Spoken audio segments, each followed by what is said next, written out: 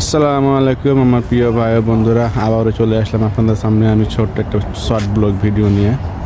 এই যারা দেখাচ্ছি দেখেন, এই যে সিলেট দেখতে কত সুন্দর লাগছে বুঝছেন। আমি এখান থেকে দেখাচ্ছি, একটু দূরে জুম করে দেখাবো, দাঁড়ান দেখেন এই জায়গা দুটো দেখতে কত সুন্দর লাগছে, অসাধারণ, একেবারে সুন্দর।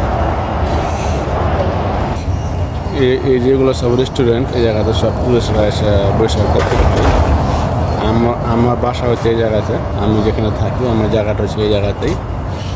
আমি এখানে বসে অনেক আড্ডা দিই সবার সাথে, অন্য লোকজনেরা আসে, তাদের সাথে একসাথে বসে আমরা। সামনে আর কিছু দেখাবো, চলেন ওদিকে যা দেখাই।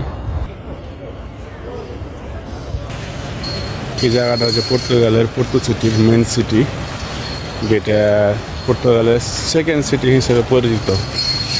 প্রথম সিটি হচ্ছে লিসবন, তারপর দ্বিতীয় সিটি হচ্ছে আপনার পর্তু। তো পর্তুগালে যে পর্তু সিটি আছে, এটি হচ্ছে পর্তু সিটির সেন্টার জায়গাটা।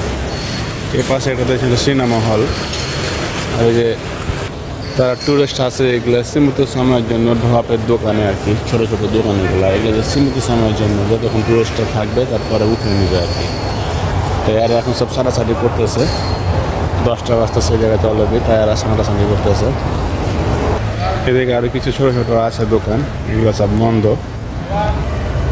এই যে রাস্তাটা দেখছেন পর্তুগালের পর্তু সিটির মেন রাস্তাটা, এটা হচ্ছে অনেক বিয়ে রাস্তা বুঝছেন। এখন তো রাত, তাই একটু ফাঁকা। দিনের বেলা যখন হাঁটাচলা করবেন এখানে মানুষ হাঁটতে পারবে না, মানে এত বিজি থাকে।